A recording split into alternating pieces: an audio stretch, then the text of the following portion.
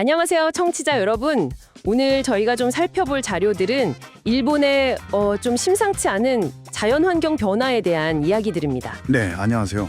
대규모 지진이나 화산 분화 가능성, 이상 기후까지 다룬 전문가 인터뷰, 뉴스, 유튜브 영상 이런 것들을 좀 모아봤는데요. 네. 자료들 보니까 그 과학적인 분석부터 약간은 추측성 내용까지 다양하게 있더라고요. 맞아요. 심지어 특정 만화에서 예언을 했다 이런 흥미로운 부분도 있는데 저희는 오늘 그 과학적 근거가 뭔지 또 예상되는 그 파장, 특히 이게 한반도에는 어떤 의미가 있을지 그 핵심을 좀 파악해 보려고 합니다. 네, 좋습니다. 이런 정보들을 좀 객관적으로 종합해서 그 의미를 제대로 이해하는 게 중요하겠죠. 오늘 그 부분을 좀 명확하게 짚어보도록 하겠습니다. 네. 그럼 가장 주목받는 것부터 시작해 볼까요? 역시 그 난카이 해곡 대지진 이야기인데요. 네. 난카이 트로프. 이게 동일본 대지진의 3배 위력이다 이런 경고도 있고요. 어떤 만화는 2025년 7월 5일 이렇게 날짜까지 딱 지목해서 약간 불안감을 주기도 하는데요. 네, 그 날짜 이야기도 저도 봤습니다. 근데 사실 과학계의 전망은 좀 다르죠. 그렇죠. 특정 날짜보다는 다른 걸 봐야 할 것 같은데요. 맞습니다. 핵심은 그 특정 날짜 예측이 아니라 일본 정부나 전문가들이 제시하는 그 향후 수십 년에 걸친 위험성 평가입니다. 수십 년이요? 네. 앞으로 30년 안에 규모 8에서 9 정도의 난카이 해곡 대지진이 발생할 확률을 80%로 보고 있습니다. 상당히 높은 수치죠. 80%나요? 와. 이게 그냥 나오는 얘기가 아니라 100년에서 150년 정도 되는 그 역사적인 지진 발생 주기에 근거한 확률이거든요. 그렇군요. 역사적인 패턴이 있는 거네요. 네. 그리고 1707년에 있었던 호에이 대지진처럼 여러 단층이 한꺼번에 파괴되는 최악의 시나리오 가능성도 제기되고 있고요. 정말 상상만 해도 끔찍한데요. 그렇죠. 최근에 미야자키현 앞바다야서 지진이 좀 있었는데 이게 혹시 전조는 아닐까? 이런 우려도 있고요. 네. 그럼 정말 만약에 그런 대지진이 발생하면 피해 규모는 어느 정도로 예상하나요? 일본 토모카쿠의 추산을 보면요. 경제가 다시 정상 궤도로 돌아오는 데만 무려 22년이 걸릴 수 있다고 합니다. 22년이요? 네.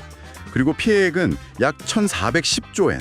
우리 돈으로 계산하면 거의 1경 4천조 원에 달할 거라고 보고요. 1경. 와, 정말 천문학적인 숫자네요. 인명 피해는요? 최대 사망자가 한 30만 명 가까이, 그리고 피난민은 1,200만 명이 넘을 수도 있다고 예측하고 있습니다. 이건 정말 심각하게 받아들여야 할 문제입니다. 그 회복 기간 22년하고 그 경제적 피해 규모가 정말 상상하기가 어렵네요. 이건 정말 일본만의 문제는 아닌 것 같습니다. 맞습니다. 자료에서도 보면 한국, 특히 제주도나 남해안 쪽에 미칠 영향을 경고하고 있잖아요. 그렇습니다. 이게 역사적으로도 근거가 있는데요. 1707년 호에이 대지진 때 실제로 제주도랑 남해안의 쓰나미 피해 기록이 남아있거든요. 그때도 영향이 있었군요. 네. 그래서 난카이 해국에서 대지진이 발생하면 비슷한 규모의 쓰나미가 한반도 남부 해안에 도달할 수 있고요. 내륙에서도 진도 5 정도의 꽤 강한 흔들림이 느껴질 수 있다고 봅니다. 진도 5면 상당히 강한 건데요? 그렇죠. 근데 더 중요한 건 이 거대 지진이 한반도 지각판에 스트레스를 줄 수 있다는 겁니다. 연쇄적인 영향이요? 네, 그렇게 되면 2016년 경주 지진 때 규모 5.8이었는데 그것보다 더 강력한 지진을 유발할 수도 있다는 연쇄적인 위험성. 이것도 간과할 수 없죠. 그렇군요. 동일본 대지진 때도 그랬다고 하던데요? 맞아요. 연세대 홍태경 교수님 지적처럼 동일본 대지진 이후에 실제로 한반도 지진 빈도가 좀 늘었거든요. 경주나 포항 지진처럼요. 그리고 이게 백두산 화산 활동에 영향을 줄 가능성도 제기되고요. 백두산까지요? 네, 백두산 아래에 마그마가 있다는 건 이미 확인된 사실이니까요. 초대형 지진이 어떤 영향을 미칠지는 계속 주시해야 합니다. 지진만 해도 걱정인데 화산 활동 이야기도 있네요. 가고시마 현에 있는 사쿠라지마 화산.